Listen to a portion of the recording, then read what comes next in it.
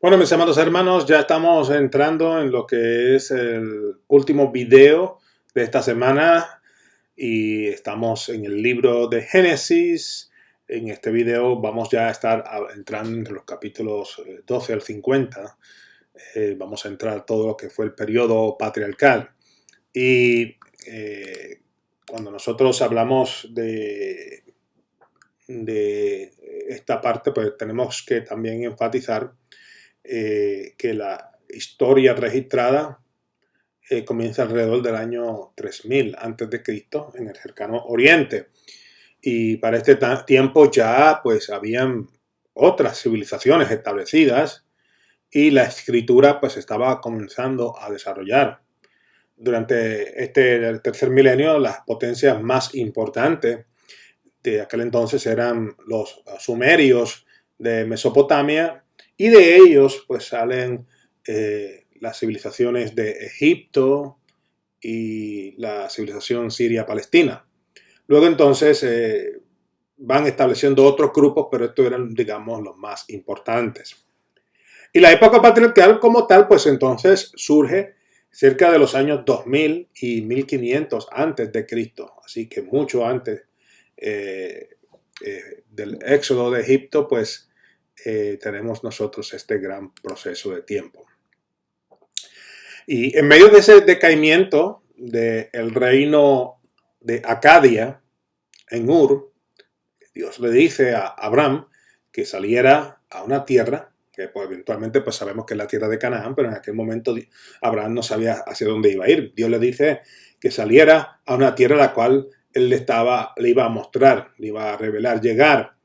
Era un lugar que estaba prosperando, era un lugar donde básicamente era el futuro, y Dios quería llevarlo hasta allí con el propósito de que de la simiente de Abraham naciera una nación que fuese la voz profética de Dios para el resto de la humanidad.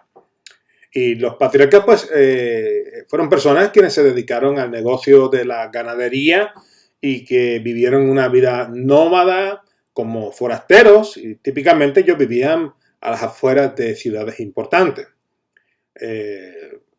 Algo muy importante que tenemos que detallar y destacar de la vida de los patriarcas es que estos individuos eran personas que tenían un contacto directo con Dios, así que ellos no necesitaban sacerdotes, ellos no necesitaban tener un pastor, de hecho no necesitaban tener una iglesia, un templo o una tienda particular como eventualmente tuvo el pueblo hebreo.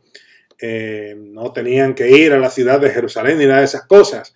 Ellos tenían una relación personal con Dios, y eso lo vemos a lo largo de la historia de los tres patriarcas principales, que son Abraham, Isaac y Jacob.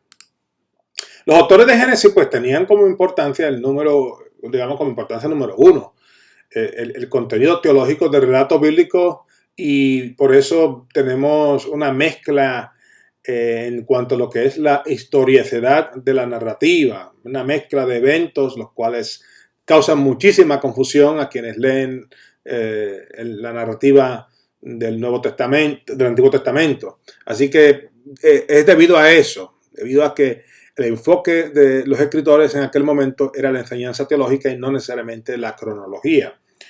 Este relato histórico pues tiene pues, algunas lagunas que no podemos evitar darnos cuenta, y muchas de estas lagunas todavía al día de hoy pues se discuten. Por ejemplo, por un lado se habla de Sara como una hermosa mujer a los 90 años, eso lo vemos nosotros en el capítulo 20 de Génesis, pero unos capítulos antes, en el capítulo 18, pues Sara era una mujer muy vieja. En el caso de Abraham, por un lado, era un hombre muy viejo para tener hijos, según los capítulos 18 y 24 de Génesis. Pero por el otro lado, luego de la muerte de Sara, vemos que Abraham se casa nuevamente y tiene otros hijos. Eso lo vemos en los capítulos 23 y 25. Así que todas esas inconsistencias que vemos nosotros en esa narrativa es justamente porque no hay un enfoque en cronología, sino más bien un enfoque en una enseñanza teológica. También vemos el ejemplo de Abraham, que proviene de una sociedad politeísta, y Dios establece a través de Abraham que hubiese una lealtad a un único Dios, a Adonai, y eso lo vemos mediante un pacto en Génesis capítulo 15. En otras palabras, Dios se hace personal a los patriarcas, comenzando con Abraham. Y bueno, ya en la época patriarcal vemos al Dios de la promesa, vemos el Dios que le promete a Abraham una descendencia y una tierra. Y esta promesa, pues claro, no se cumple inmediatamente.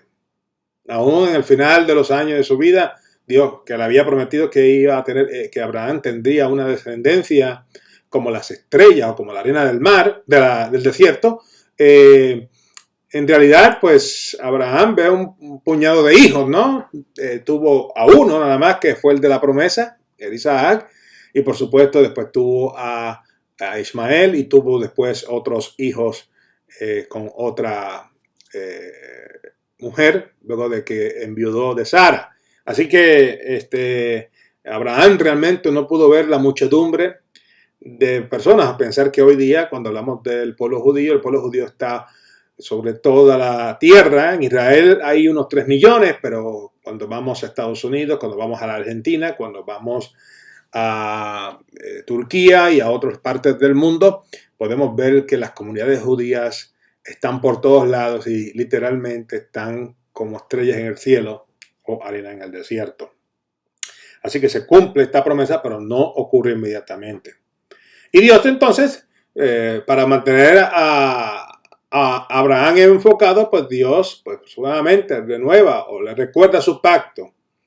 También lo hace con Isaac y con Jacob. Nuevamente Dios se revela a ellos y les habla directamente de esta promesa de que ellos tendrían una descendencia grande. Y claro, luego de la historia de José, es que entonces podemos nosotros ver al pueblo de Israel como una nación y no como un clan familiar como ocurría en aquellos tiempos. Bueno, Abraham deja a su familia en Ur en fe y en fe obedece a Dios, como nos dice el texto en el capítulo 12 de Génesis. Abraham en fe, nuevamente, lleva a su hijo Isaac al altar de sacrificio, como lo vemos en el capítulo 22. Y vemos que la justicia de Dios a Abraham radicaba en la fe que Abraham tenía en Elohim. Así que por eso es que Abraham es conocido como el padre de la fe. El pacto de Dios con Abraham en los capítulos 15 y 17 es fundamental en toda la escritura. Abraham hace, digamos, el rito de la circuncisión como señal de este pacto entre él y Adonai. Y en este pacto Dios básicamente no le exige a Abraham grandes sacrificios. Al contrario, es Dios quien pone su nombre en la línea de fuego. Y vemos entonces eventualmente en el libro de Éxodo a Dios comenzando a formar una nación como parte del cumplimiento de la promesa dada a Abraham y la disposición por parte de Abraham en ser parte de ese pacto divino mediante fe. Y la gran pregunta que tenemos entonces es, en nuestras vidas, ¿cuántas promesas vemos que Dios tiene para nosotros? Pero nosotros desmayamos y en un momento dado dejamos de creer en esas promesas que Él nos ha dado. Cuando en realidad Dios lo que nos llama es a que seamos como a Abraham. Que Abraham, pese a que con sus ojos no podía ver el futuro, si él aceptó por fe el plan divino, creyó en Dios, se movió en la dirección que Dios le dijo que hiciera y eventualmente se hizo una realidad esa promesa divina con sus subsecuentes generaciones. Así que creo que esta es una importante enseñanza para cada uno de nosotros y confío de que usted pueda meditar en estas palabras y pueda poner por obra lo que Dios desea en su vida.